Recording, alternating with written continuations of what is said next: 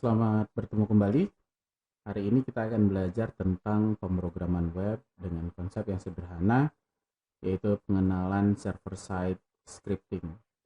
Nah, di server-side scripting di sini saya akan menjelaskan tentang PHP sebagai salah satu bahasa pemrograman di sisi server, gitu ya.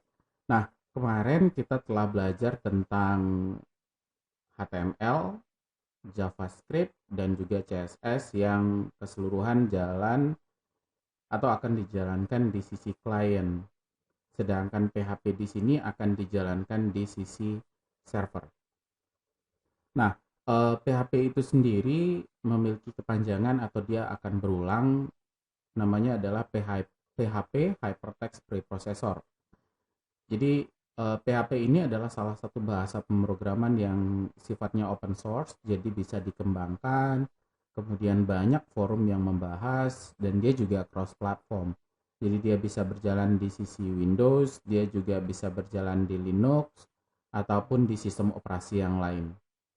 Nah, dari yang kemarin kita belajar tentang HTML, kemudian belajar tentang JavaScript, kemudian belajar tentang CSS yang eh, kita gunakan untuk membuat sebuah website yang sifatnya adalah statis. Dalam hal ini statis itu konten-konten yang ada di dalam website itu sudah dibuat.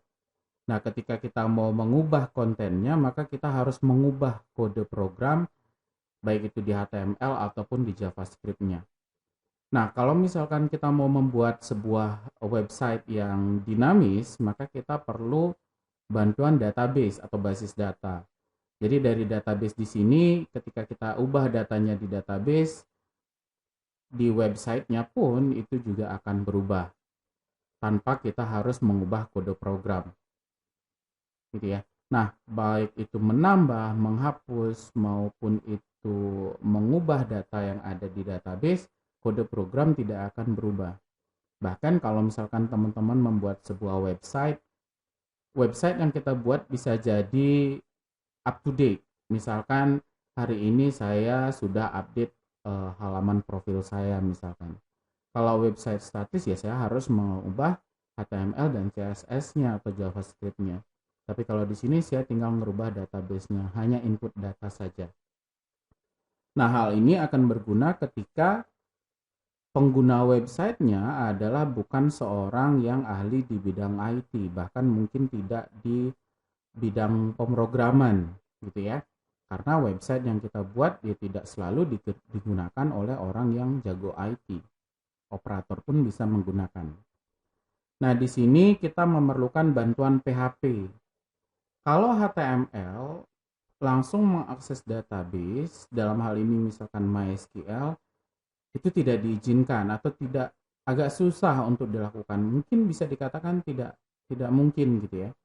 Tapi kalau misalkan dengan Microsoft Access mungkin bisa dengan bantuan JavaScript. Tapi kalau misalkan MySQL ataupun database yang lain sepertinya agak susah. Nah, sehingga di sini kita memerlukan bantuan PHP sebagai jembatannya.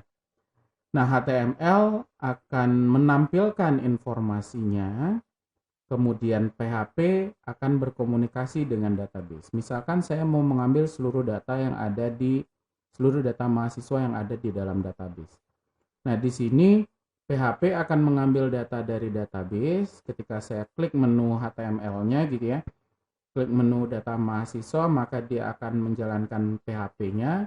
Kemudian dari PHP dia ngambil data dari database. Setelah dia dapat seluruh datanya, ditampilkan kembali ke HTML. Jadi di sini dia sebagai penjembatan antara HTML dan database. Dalam hal ini adalah yang saya contohkan MySQL nanti. Nah, untuk dasar pemrograman di PHP, saya menjelaskan yang sederhana-sederhana sekali gitu ya. Jadi di sini kita akan belajar tentang XAMPP. Jadi di pemrograman PHP karena di sini kita menggunakan server gitu ya. Jadi saya menggunakan Apache Web Server. Nah, kenapa saya memilih XAMPP? Karena XAMPP itu sendiri sudah merupakan, sederhananya itu adalah sebuah paket komplit. Jadi X-nya itu dia menyatakan cross platform gitu ya.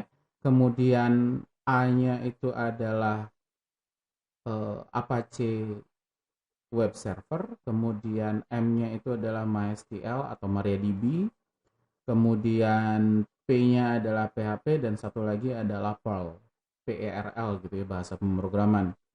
Nah, ada juga yang menyatakan bahwa X itu adalah Windows, bisa aja, karena kalau di Linux namanya adalah LAMPP, kalau di Mac namanya MAMPP. Jadi cuma beda penamaan saja, tetapi secara cara kerjanya itu sama.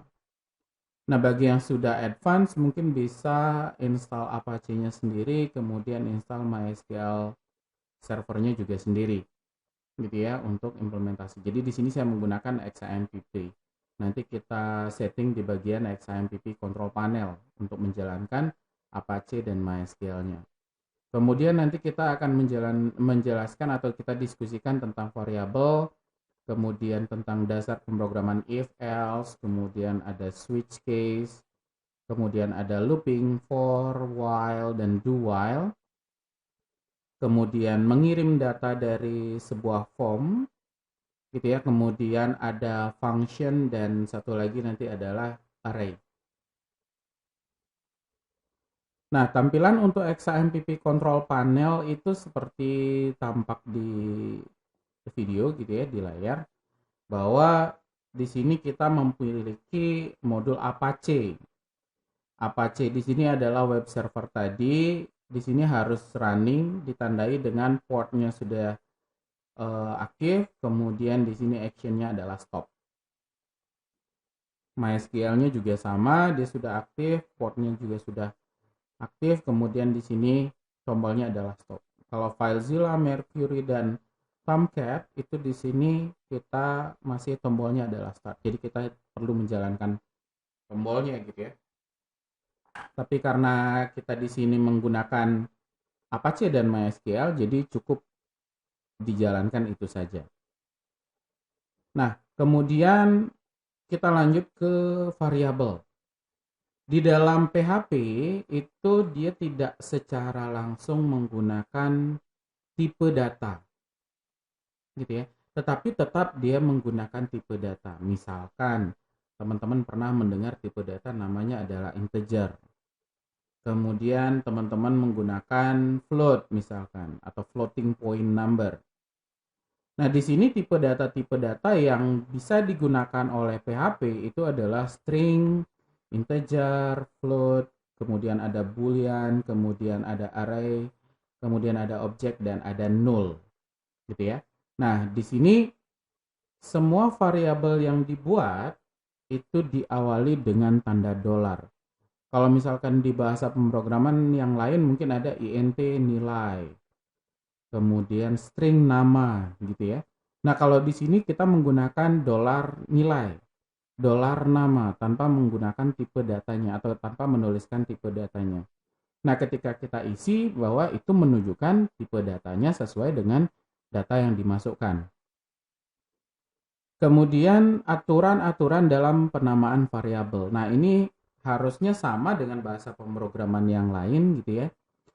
Jadi aturannya adalah tidak boleh menggunakan spasi, tidak menggunakan reserve word. Reserve word itu adalah kata-kata kunci yang digunakan dalam bahasa pemrograman.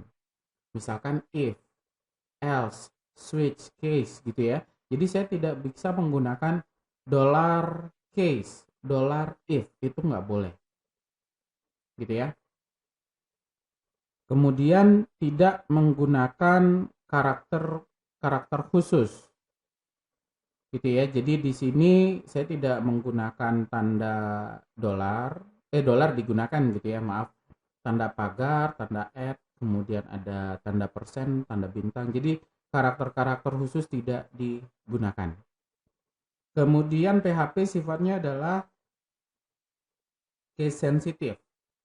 Jadi dia membedakan antara huruf besar dan huruf kecil. Kalau kita membuat variabel ditulis dengan huruf kecil, ya nanti dipanggil berarti harus dengan huruf kecil. Kalau kita menulis dengan huruf besar, berarti nanti kita panggil dengan huruf besar juga. gitu ya. Jadi itu yang disebut dengan case sensitive. Nah, kemudian tidak diawali dengan angka. Jadi kalau misalkan saya bikin variabel bilangan 2 itu boleh. Tetapi kalau 2 bilangan itu nggak boleh. Gitu ya. Jadi tidak diawali dengan angka. Tapi kalau misalkan diikuti dengan angka, boleh. Nah, ini adalah PHP reserve word-nya. Misalkan saya gunakan nama abstrak, die, kemudian ada and, do, dan seterusnya. Itu saya tidak boleh menggunakan sebagai nama variabel. Gitu ya. Nah, lanjut lagi untuk dasar pemrograman if else. Nah, untuk if else sendiri itu sama sebenarnya dengan bahasa pemrograman yang lain. Oke, jadi di sini saya coba dengan Sublime gitu ya. Nah, untuk area kerja kita nanti teman-teman setelah install XAMPP gitu ya. Jadi teman-teman silakan download XAMPP, kemudian nanti tinggal diinstal. Secara default dia akan tersimpan di C XAMPP secara default gitu ya. Nah, kemudian isinya apa? Isinya banyak nih folder-foldernya. Nah, yang kita otak-atik atau kita kerjakan itu adalah htdocs. Htdocs di sini adalah tempat atau folder website yang kita buat. Gitu ya. Jadi di sini nanti kita buatkan folder namanya adalah latihan web. Jadi latihan web. Saya tidak menggunakan spasi di sini. Namanya latihan web. Nah, kemudian selain htdocs, kita juga akan berinteraksi dengan folder MySQL jika diperlukan gitu ya. MySQL, kemudian ada data. Nah, di sini adalah database yang kita punya. Gitu ya, database yang kita punya. Tabel-tabelnya, data-datanya itu ini dalam bentuk folder. Oke ya. Jadi kita bermain dengan dua folder tersebut. Yang pertama adalah htdocs, yang kedua adalah MySQL. Nah, untuk menggunakan PHP, jadi saya di sini membuatnya dengan Sublime. Bisa aja dengan yang lain, bisa dengan Dreamweaver, kemudian Visual Studio Code, Notepad++. Nah, di sini saya coba menggunakan Sublime. Kemudian di sini saya gunakan adalah file, new file gitu ya. Kemudian saya simpan. Nah, simpannya itu kita cari lokasi htdocs-nya, XAMPP, htdocs, kemudian tadi adalah latihan web. Di sini saya akan menyimpan filenya dengan nama adalah test.php. Saya simpan test.php, kemudian kita akses dengan menggunakan browser. Kita akses menggunakan browser dengan cara localhost / nama folder latihan web. Nah, ketika saya memilih latihan web, maka dia akan menampilkan direktorinya.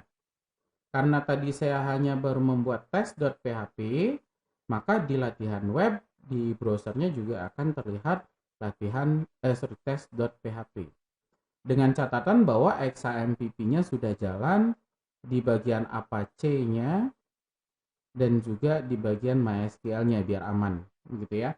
Jadi dua-duanya dijalankan. Nah, untuk di PHP, meskipun kita nulis ekstensinya adalah PHP, tetapi kita tetap isinya adalah HTML. Isinya adalah HTML. Tetapi PHP itu dia disisipkan di dalam file HTML untuk mengakses data yang ada di database. Bisa juga file tersebut yang PHP gitu ya, isinya hanya PHP saja, bisa saja. Gitu ya. Jadi HTML fokus di kontennya, dalam artian di sini adalah isiannya. Kemudian PHP fokus ke pengambilan data dengan database. Kemudian CSS fokus ke layoutnya. Kemudian kalau JavaScript fokus ke misalkan animasi misalkan. Itu salah satunya. Nah, untuk memulai PHP itu kita mulai dengan tag buka PHP. Jadi tag buka PHP itu seperti ini. Jadi segitiga buka tanda tanya PHP. Kemudian untuk menutupnya tanda tanya segitiga tutup. Ya. Jadi di sini ada PHP buka dan ada PHP tutup. Nah, di antaranya baru kita menulis PHP-nya. Misalkan tadi kita belajar tentang if else. Sekalian kita belajar tentang pembuatan variabel. Dolar nama. Ya, dolar nama misalkan saya ganti aja ya. Dolar nilai sama dengan 10. Nah, di sini saya menggunakan seleksi. Jika nilai yang saya punya itu lebih dari 0, maka saya akan menampilkan kata positif. Nah, di sini ini adalah cara penulisan variabel. Ini adalah inisialisasi, langsung memberikan nilainya. Di sini adalah sebuah pengecekan atau decision, dan di sini adalah disebut sebagai kondisi. Jika kondisi ini bernilai true, maka dia akan keluar yang ada di dalamnya, echo positif. Berarti positifnya akan terlihat atau ditampilkan. Nah, jika tidak bagaimana? Jika tidak, maka echo negatif. Jadi jika nilai lebih dari 0, maka yang ditampilkan adalah positif. Jika tidak, maka negatif. Nah, saat ini saya memiliki nilai itu adalah 10. 10 lebih dari 0 betul. Maka yang keluar adalah positif. Saya simpan, kemudian webnya saya refresh. Oke ya. Kemudian saya jalankan test.php.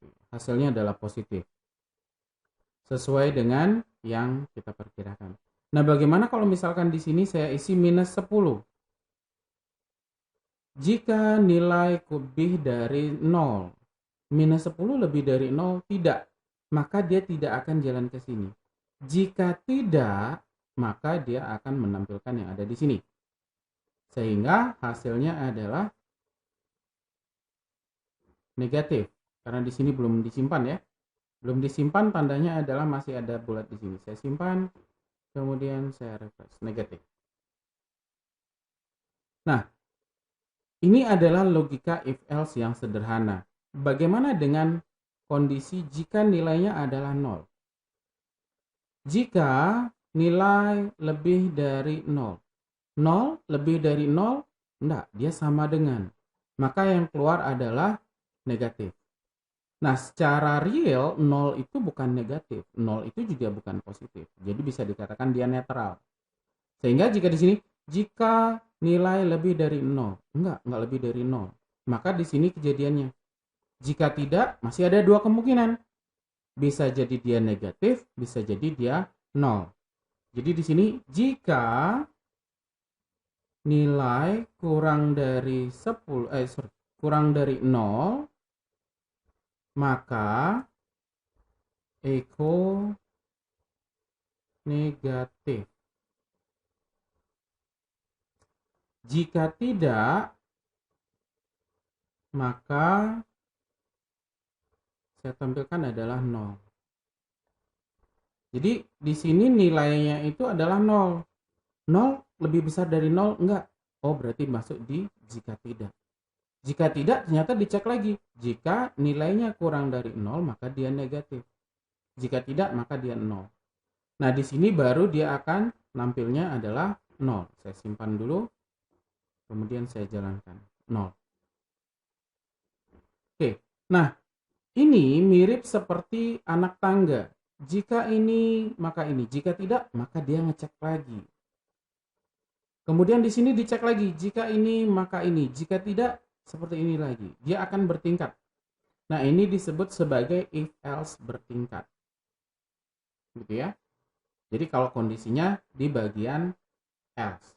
Kalau misalkan di bagian if, berarti disebutnya if else bersarang namanya. Jadi ada if else di dalam if.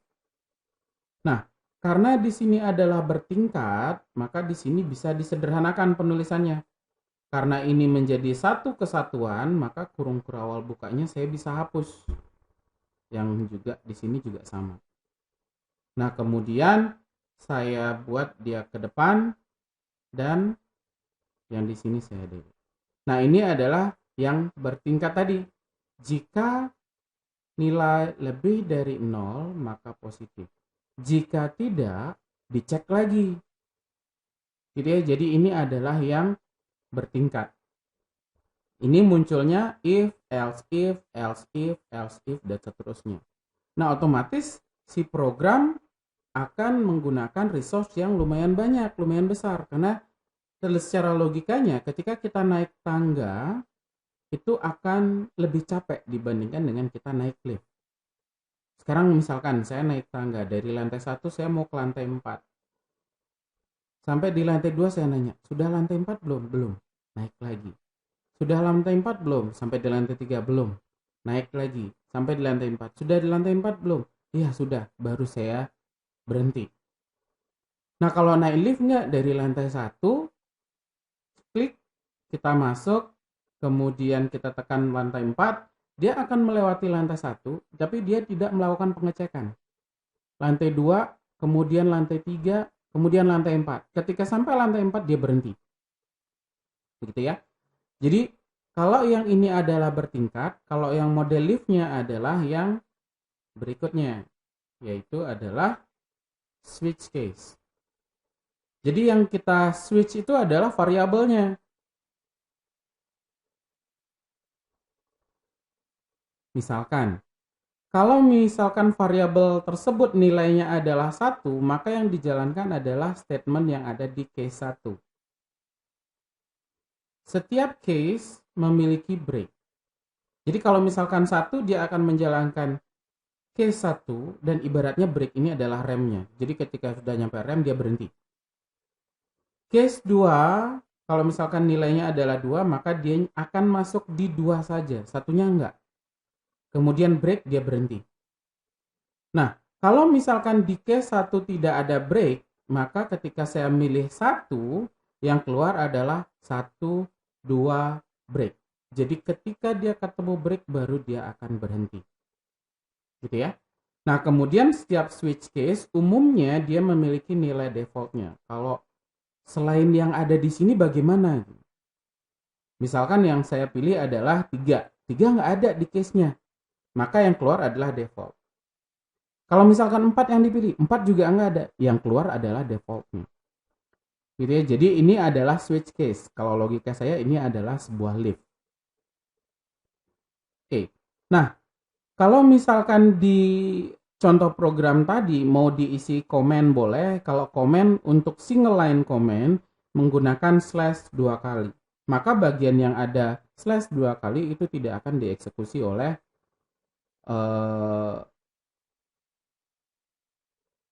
browsernya gitu ya. Jadi tidak akan dieksekusi oleh browsernya. Di sini kita tidak menggunakan compiler, tapi kita menggunakan yang namanya interpreter. Jadi kita nulis, kemudian dibaca oleh browser, selesai. Tapi kalau misalkan compiler itu adalah kita ubah menjadi bahasa mesin dulu, baru nanti setelah jadi bahasa mesin baru dieksekusi oleh komputer. Kalau di sini enggak, kita menggunakan interpreter. Nah, untuk lebih dari satu baris komen, maka teman-teman bisa menggunakan slash bintang. Kemudian tutupnya adalah bintang slash. Jadi ini adalah komen di PHP. Gitu ya, ada yang single line comment dalam satu baris, ada yang multi line comment yang lebih dari satu baris. Bisa teman-teman komen saja, bisa juga di sini dihapus. Nah, untuk switch case tadi, misalkan saya punya pilihan sama dengan 2. Kemudian di sini adalah switch pilihan. Oke. Nah, kalau pilihannya itu nilainya 1, maka di sini akan ditampilkan echo 1. Kemudian break. Kalau 2, maka echo 2. Kemudian di sini adalah break. Kalau misalkan 3, maka echo 3. Kemudian jangan lupa ada breaknya. Kemudian yang terakhir adalah default. Ini adalah nilai defaultnya. Echo salah.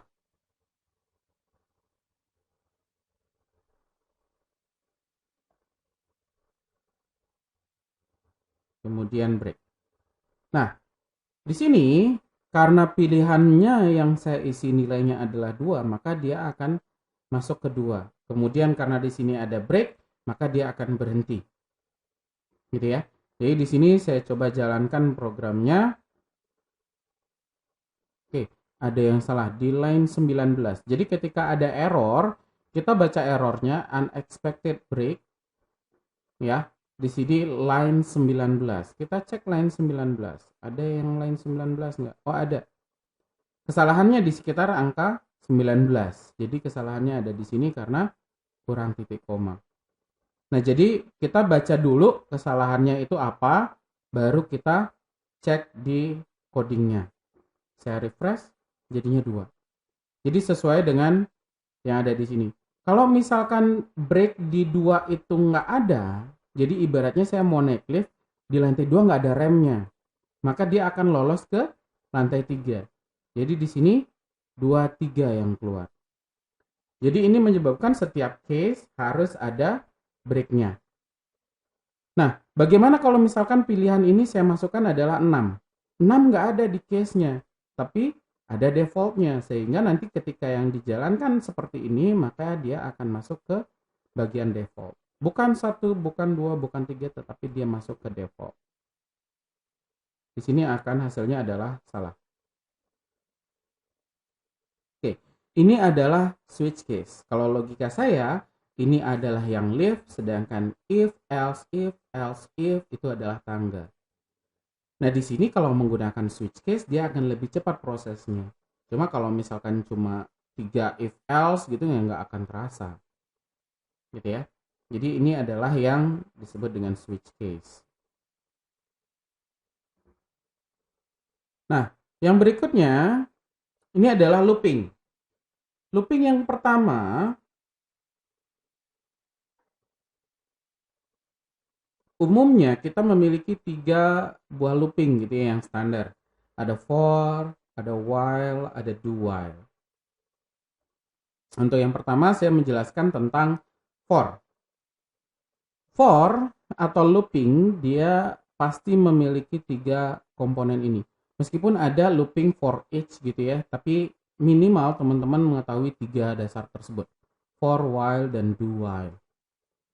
Jadi di sini for ada 3 komponen. Yang pertama adalah inisialisasi, testing, kemudian update. Nah, 3 komponen ini harus ada dalam sebuah looping. Untuk yang sederhana ya, untuk yang sederhana ini harus ada. Nah, kemudian di sini adalah statementnya. Jadi inisialisasi, testing, update ini wajib ada dalam sebuah looping. Kita berikan contoh sekarang di kode programnya. Saya akan menampilkan angka 0 sampai dengan 9. Berarti for $i sama dengan 0, $i kurang dari 10, $i plus plus. Echo $i.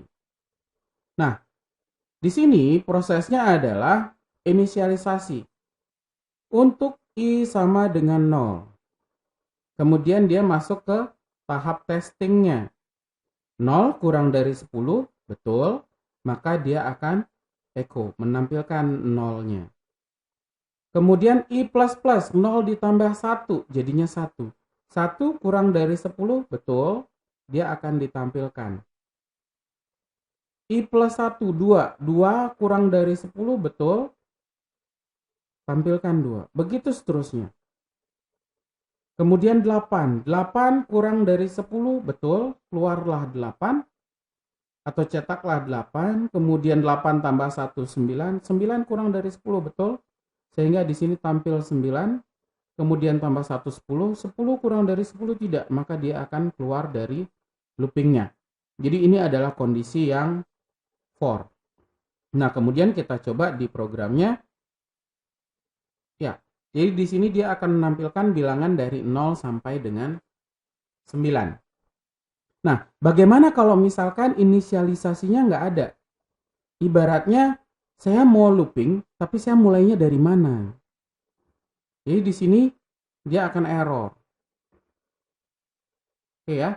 Jadi undefined variable i line 9. Oke. Jadi dia akan error. Nah, kemudian bagaimana kalau misalkan testingnya yang nggak ada? Kalau testingnya yang nggak ada, maka dia akan jalan terus programnya. Nah, ini ditandai dengan tanda X, berarti page-nya masih di load. Gitu ya, saya harus stop. Sampai kapan dia akan berhenti sih? Sampai memori dari komputer kita habis. Di sini saya stop aja. Ini kalau misalkan testingnya nggak ada. Kalau update-nya nggak ada bagaimana? Kalau misalkan update-nya tidak ada, maka hasilnya akan seperti ini. 0 semuanya. Dan ini juga nggak berhenti-berhenti. Gitu ya, karena kejadiannya adalah for i 0. 0 kurang dari 10, betul. Tampilkan 0. Karena tidak ada update, dia balik lagi ke sini. 0 kurang dari 10, tampil lagi. 0 kurang dari 10 tampil. Makanya keluarnya adalah 0 semuanya. Jadi, 3 buah komponen dalam looping itu wajib ada. Gitu ya. Nah, ada inisialisasi, ada testing, kemudian ada update. Nah, untuk while bagaimana? Logika while itu adalah inisialisasi, kemudian while testingnya di sini, kemudian update-nya di bawah. Kita coba sekarang. Ini saya hapus gitu ya. Sama juga menampilkan angka 0 sampai 8 lah ya, saya ganti. Jadi di sini inisialisasi $i sama dengan 0. Saya mulai dari 0.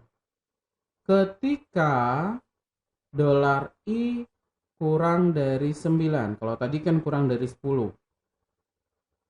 Maka di sini statementnya apa? Statementnya adalah echo $i. Nah, di sini di dalam PHP setiap baris perintah harus ada titik koma. Perintah ya. Jadi kalau misalkan di sini i sama dengan 0. Oke, berarti itu perintah. Ketika i kurang dari 9, berarti di sana belum ada perintah. Tampilkan i, itu perintah. Tampilkan i. Jadi kalau di sini masih nanya, ketika atau kondisi gitu ya. Ketika i kurang dari 0, ya terus ngapain? Jadi di sini tidak ada titik komanya. Jadi setiap statement atau perintah baru ada titik komanya. Kemudian di sini update. $i plus plus. Yo, i tambah 1 dong. Ya itu adalah perintah berarti. Jadi i sama dengan i plus 1 itu perintah.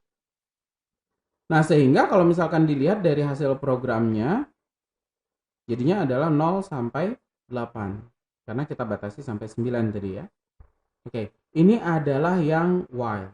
Jadi basicnya sama dengan bahasa pemrograman yang lain. Nah kemudian yang berikutnya adalah do while. Do while di sini ada inisialisasi, kemudian statement, ada update, testingnya di belakang. Jadi ada sedikit perbedaan dengan while. Kalau di sini while-nya di depan, kalau yang di do while testingnya di belakang. Jadi perbedaannya adalah saya disuruh kerja dulu, baru dicek kondisi saya. Ini adalah yang do while. Kalau di sini ketika saya punya saya masuk, kemudian saya dicek dulu. Kalau sesuai dengan kondisi baru jalan. Kalau di sini ya kamu jalan dulu. Kondisinya belakangan, gitu ya. Jadi di sini kalau do while saya masih menggunakan yang sama, inisialisasinya adalah i sama dengan 0, kemudian lakukan. Apa yang dilakukan? cetak $i. Gitu ya. Nah, kemudian update-nya adalah $i++. Kemudian di sini baru kita menggunakan while $i itu kurang dari 8. Misalkan saya kurangi lagi. Jangan lupa di sini ada titik koma. Gitu ya. Jadi saya diperintahkan tanpa dicek dulu. Oke, kemudian di sini saya refresh. Jadinya 0 sampai 7 sesuai dengan analisis ini. Jadi I 0, do, lakukan, cetak I 0. I plus 1, 1. 1 kurang dari 8, iya, cetak lagi I 1. Begitu seterusnya. Gitu ya. Jadi ini adalah looping yang ada di dalam PHP. Nah, kemudian setelah looping, kita akan belajar tentang mengirim data dari form, kemudian datanya diterima di file yang lain. Jadi di sini saya punya dua file, namanya adalah kirim.php, kemudian yang di sini adalah terima.php. Jadi saya punya kirim, saya punya terima. Oke ya. Jadi di sini saya tutup aja dulu yang test.php, kemudian saya bikin satu file baru, namanya adalah kirim.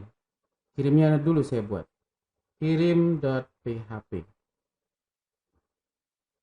Nah, kirim.php di sini itu akan menampilkan tampilan seperti nama atau nama depan, kemudian nama belakang, kemudian ada tombolnya. Jadi dia ada tampilannya. Nah, ketika ada tampilannya, jadi kita akan menggunakan HTML di dalamnya. Gitu ya, HTML di dalamnya. Kemudian di sini saya buat sebuah form. Jadi ada formulir gitu yang harus diisi nanti. Kemudian formulir ini nanti dibawa kemana? Jadi ketika kita membuat sebuah formulir, sama seperti ketika kita registrasi misalkan, registrasi lomba, registrasi apapun itu, biasanya kita ngisi form.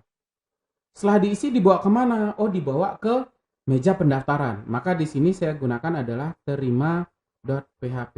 Oh, nanti akan dikirim ke terima.php. Kemudian metode yang digunakan apa? Metodenya di sini ada dua kemungkinan. Metodenya get atau metodenya post. Jadi di sini saya akan menggunakan post terlebih dahulu untuk metodenya. Gitu ya. Jadi itu adalah cara untuk mengirimkan datanya. Jadi metodenya adalah post. Kemudian di sini saya tutup formnya. Ya. Nah, isi dari formnya karena saya mau memasukkan nama depan, nama belakang gitu ya. Jadi saya buat dia adalah input. Input name-nya itu adalah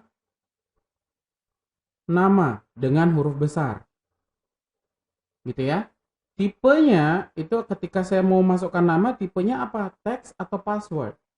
Kalau tipenya teks ya berarti tulisan yang keluar. Kalau tipenya password berarti nanti bulat-bulat yang keluar. Kalau tipenya adalah number berarti angka yang akan keluar. Kalau tipenya date berarti tanggal yang akan keluar. Jadi tipenya harus sesuai karena di sini tulisan nih saya tipenya adalah teks. Gitu ya.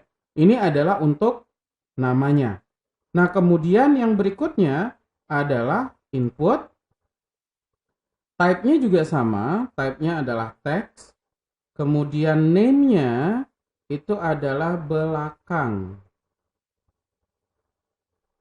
Nah, bagian yang penting dalam sebuah form itu adalah name-nya. Name-nya ini yang penting. Di sini namanya adalah nama, yang di sini namanya adalah belakang. Ini yang penting. Gitu ya, karena ini nanti akan diterima di file terima.php. Oke, kita lihat dulu hasilnya. Jadi di sini test.php-nya saya hapus, kemudian saya jalankan. Nah, di sini ada kirim.php. Nah, tampilannya seperti ini. Nah, kemudian di sini saya menambahkan line break gitu ya, BR, agar tulisannya atau kotak tempat kita menuliskan sesuatu nanti itu pindah ke bawahnya. Nah, kemudian selain itu saya akan menambahkan tombol. Jadi BR dulu line break, kemudian BR lagi line break, kemudian baru tombol. Tombol itu ada beberapa jenis. Ada tipenya submit, ada tipenya reset, kemudian ada juga tipenya tombol atau button. Gitu ya.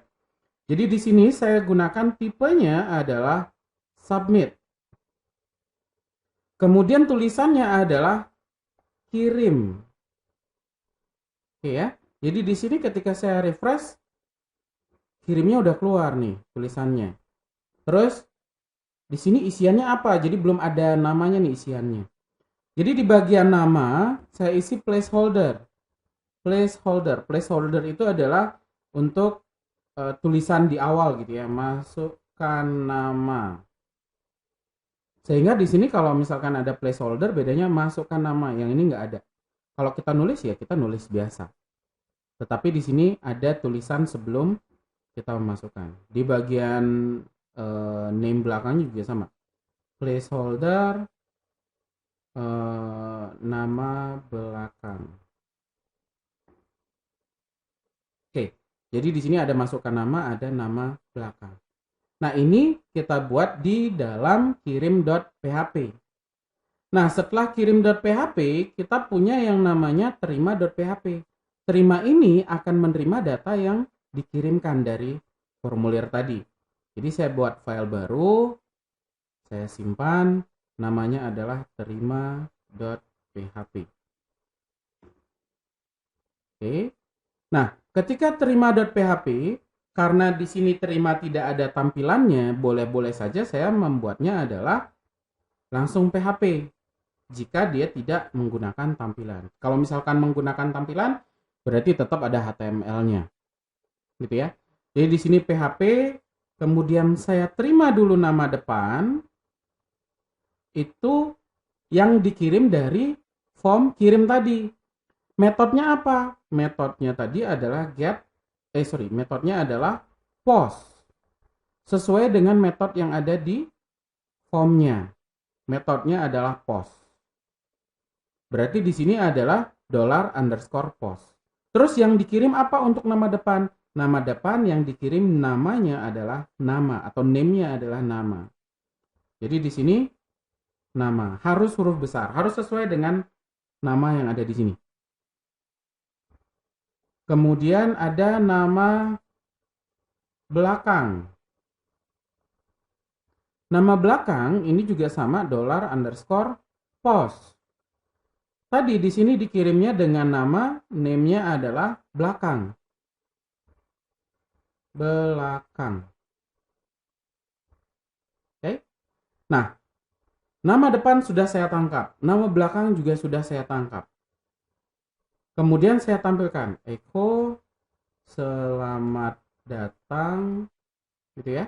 Kemudian saya gabungkan dengan $nama depan. Kemudian saya gabungkan dengan spasi. Kemudian saya gabungkan dengan $nama belakang. Jadi saya gabungkan selamat datang, nama depan, nama belakang. Oke ya. Jadi di sini sudah, kirimnya sudah, terimanya sudah. Kita coba sekarang hasilnya. Ya. Nah, di sini saya masukkan namanya adalah Komang, kemudian nama belakangnya adalah Rinarta. Ini diketik ya, biasa sebenarnya. Kemudian di sini saya kirim. Ya, ini ada error undefined index belakang. Kita cek lagi nih. Ini undefined index belakang line 3. Ini ya, post belakang. Di sini name-nya adalah belakang. Harusnya sudah benar nih. Kita cek dulu di sini.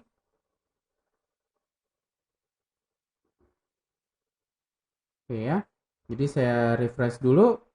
Masukkan nama Komang. Masukkan nama belakang Rinarta. Oke, di sini di belakangnya undefined index, nama belakang $_post belakang. Ya, nah setelah kita cek gitu ya, ternyata di sini belakang, tulisannya belakang, tapi di sini belakangnya ini ada embel-embelnya nih. Jadi di sini ada enternya di sini. Jadi nggak boleh ada sesuatu apapun. Jadi name-nya belakang. Jadi tinggal disimpan gitu ya. Kemudian kita cek lagi, saya refresh. Kemudian saya masukkan Komang, kemudian di sini adalah Rinarta. Jadi yang tadi kelebihan spasi. Jadi selamat datang Komang Rinarta. Jadi di sini sudah sesuai. Jadi yang penting itu adalah name ketika kita mengirimkan data. Kemudian metodenya juga adalah salah satu yang penting. Nah, ketika metodnya post, maka di address bar di sini dia tidak ada informasi yang terkirim. Tapi kalau misalkan saya ganti dengan metodnya adalah get, karena metodnya di sini dikirim dengan get, maka saya terimanya juga harus dengan get. Jadi di sini $_get, bukan $_post. Nah, perbedaannya adalah ketika saya bikin gitu ya, di sini ada Komang, kemudian di sini ada Rinarta, maka yang tampil adalah selamat datang Komang Rinarta, sama tampilnya. Tetapi di sini ada nama Komang belakang Rinarta. Jadi ada informasi yang terkirim di address bar-nya di sini. Sehingga di sini tergantung keperluan. Kita bisa menggunakan get, bisa menggunakan post. Itu untuk yang pengiriman data dengan menggunakan PHP. Nah, kemudian yang berikutnya adalah kita belajar tentang fungsi. Fungsi itu adalah cara untuk memilah-milah atau memecah program yang awalnya panjang menjadi program yang lebih kecil. Ya. Nah, misalkan saya punya logika sederhananya adalah saya punya kue pernikahan. Ketika saya punya kue pernikahan, misalkan saya cari kue pernikahan gitu ya. Jadi di sini ada kue pernikahan. Oke. Ya, misalkan saya punya kue seperti ini. Apakah besar ovennya sebesar kue ini? Gitu ya. Nah, pastinya tidak. Kenapa? Kalau misalkan ovennya sebesar ini, berarti resource yang digunakan adalah besar. Kemudian andai kata gitu ya, ketika saya bikin kuenya, andai kata saya punya ovennya sebesar ini, kemudian saya bikin kuenya, terus kuenya ada gosong misalkan di satu bagian, maka saya akan mengulang seluruh bagian dari kue tersebut. Otomatis rugi dong. Gitu ya. Nah, sehingga saya potong-potong kue ini menjadi beberapa bagian awalnya. Jadi ini adalah lingkaran yang paling bawah. Saya bikin. Berarti saya besar ovennya adalah sekian. Karena saya hanya membuat bawahnya saja. Yang lainnya kecil-kecil. Gitu ya. Tidak sebesar ini. Nah, jadinya saya akan membuat yang bawah saja. Kemudian tahap yang kedua, saya membuat yang berikutnya dengan oven yang sama. Andai kata di sini hangus, maka saya hanya mengulang bagian ini saja. Yang bawah tadi sudah berhasil, saya tidak perlu ulang. Jadi saya potong-potong pembuatannya itu menjadi beberapa bagian. Inilah konsep dari fungsi. Jadi memilah mana yang bagian-bagian yang bisa digunakan. Mungkin yang paling ujung ini adalah 2 buah kue yang ukurannya sama tapi ditumpuk. Bisa jadi. Gitu ya. Sehingga satu buah fungsi itu bisa digunakan untuk memasak lebih dari satu. Gitu ya. Satu buah loyang bisa digunakan memasak lebih dari satu. Nah, itu adalah konsep dari fungsi. Jadi fungsi akan memotong program-program yang awalnya panjang menjadi lebih pendek. Nah, untuk pembuatan fungsi, biasanya kita membuat namanya function, kemudian nama fungsi, kemudian ada parameternya. Ini adalah parameter yang dikirimkan oleh yang memanggil gitu ya, dikirimkan oleh yang memanggil. Misalkan sekarang saya buat satu buah fungsi di bagian terima. Saya buat function. Nah, nama fungsinya apa? Nama fungsinya adalah menghitung panjang dari nama depan. Gitu ya. Misalkan panjang nama. Di sini ada parameternya. Parameternya apa? Parameternya adalah dolar nama depan. Kenapa? Karena saya akan menghitung panjang dari nama depan. Oke. Nah, fungsi panjang nama itu akan memanggil nama depan, kemudian dia akan dicetak panjang namanya itu berapa sih, berapa huruf sih gitu ya. Jadi echo strlen dari dolar nama depan. Oke. Jadi di sini nama depannya akan tampil.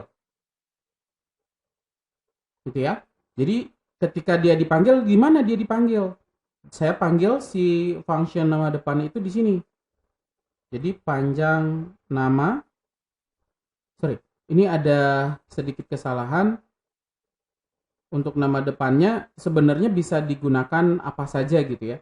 Boleh saya menggunakan namanya adalah tes nama biar berbeda dengan variabelnya. Di sini adalah tes nama. Nah, kemudian ketika saya manggil tinggal dipanggil aja panjang nama kemudian dolar nama depan. Jadi di sini kita memanggil fungsi panjang nama. Dengan isiannya adalah nama depan. Nah, sehingga ketika kita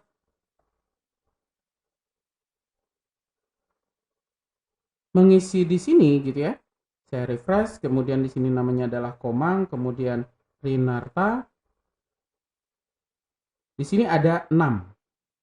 6 ini adalah panjang dari KOMANG. Jadi nama depan yang Komang tadi dimasukkan ke sini, kemudian di sini dia diolahnya di mana? Diolahnya di sini nih. Echo strlen tes nama. Jadi di sini dia mencetak. Kalau misalkan tidak mencetak, boleh nggak yang lain? Boleh. Misalkan saya menggunakan return. Karena di sini return strlen nama, maka di sini harus di echo, ditampilkan. Hasilnya akan sama. Jadi kalau misalkan di sini, hasilnya akan sama. Jadi ini disebut dengan fungsi. Gitu ya. Jadi ini disebut dengan fungsi. Jadi fungsi dia punya parameter, kemudian dia punya isian. Cara memanggilnya bagaimana? Tinggal panggil aja nama fungsinya. Kemudian kalau dia ada parameternya, tinggal berikan nama parameternya. Ini adalah fungsi. Nah, kalau misalkan kita membuat lebih kompleks gitu ya, parameternya tidak cuma satu. Bisa lebih dari satu. Bisa 2, bisa 3, bahkan bisa 5 sekalipun nggak apa-apa. Gitu ya. Jadi ini adalah fungsi. Diawali dengan function, kemudian panjang nama, kemudian tes nama, ini adalah variabel yang dikirimkan. Nah, yang berikutnya, ini misalkan kita punya array yang berikutnya gitu ya. Array adalah kumpulan data dengan tipe data yang sama umumnya. Tapi di PHP nggak harus. Gitu ya. Jadi caranya untuk membuat array adalah, misalkan saya punya variabel array namanya cars. Di sini ada array Volvo, BMW, Toyota. Kemudian di sini echo $cars ke 0. Jadi indeks dari array di dalam PHP itu dimulai dari indeks ke 0. Jadi Volvo ini nomor urutnya adalah 0, BMW adalah 1, Toyota adalah 2. Jadi ketika saya buat array cars 0, maka yang keluar adalah Volvo. Kalau cars 1, maka yang keluar adalah BMW. Oke. Nah, sekarang kita coba dengan isian yang tadi. Gitu ya. Jadi di sini saya buat fungsi namanya adalah hari gitu ya. Hari, get hari boleh deh. Get hari. Oke. Nah, di get hari di sini ini saya bikin namanya adalah tes hari. Jadi ketika saya mau mengambil get hari, maka saya akan menerima angkanya dulu. Dalam satu minggu itu saya punya berarti 7 hari. Gitu ya. Dalam satu minggu saya punya 7 hari. Ketika saya masukkan angka, maka dia akan mencari hari itu adalah hari Senin, hari itu hari Selasa, hari itu hari Rabu ataupun hari yang lain. Gitu ya. Jadi di sini panjang namanya saya hapus dulu yang bagian atas. Kemudian di sini function get hari, tes hari untuk angkanya. Kemudian di sini saya buat variabel array. Hari array sama dengan array gitu ya. Kemudian saya punya Senin, kemudian saya punya Selasa, saya punya Rabu, saya punya Kamis dan seterusnya ya.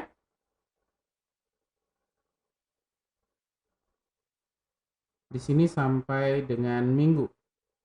Sabtu, kemudian satu lagi adalah Minggu. Nah, saya punya array namanya adalah hari. Ini kurang tanda dolar. Oke. Saya punya array namanya adalah hari array, Senin sampai dengan Minggu. Kemudian karena di sini saya sudah punya tes hari, saya tinggal return hari array pada indeks ke $tes hari. Nah, kalau misalkan nanti saya panggil function get hari, gitu ya. Jadi di sini get hari, karena di sini adalah return berarti harus di echo. Echo get hari pada indeks ke 3 misalkan. Jadi saya manggilnya adalah get hari 3. Sehingga kalau misalkan ini dijalankan, jadinya adalah ini Komang, kemudian Rinarta sama gitu ya. Nah, ini undefined constant hari assume hari array. Ya, kita coba cek dulu ya. Hari array. Oh ya, di sini kurang tanda dolar. Ya, saya refresh ulang lagi. Maka di sini adalah Komang, kemudian di sini adalah Rinarta. Oke ya, saya kirim. Di sini adalah hari Kamis. Kenapa hari Kamis? Karena ketika saya panggil di sini get hari 3, maka dia adalah Senin, Selasa, Rabu, Kamis. 0, 1, 2, 3.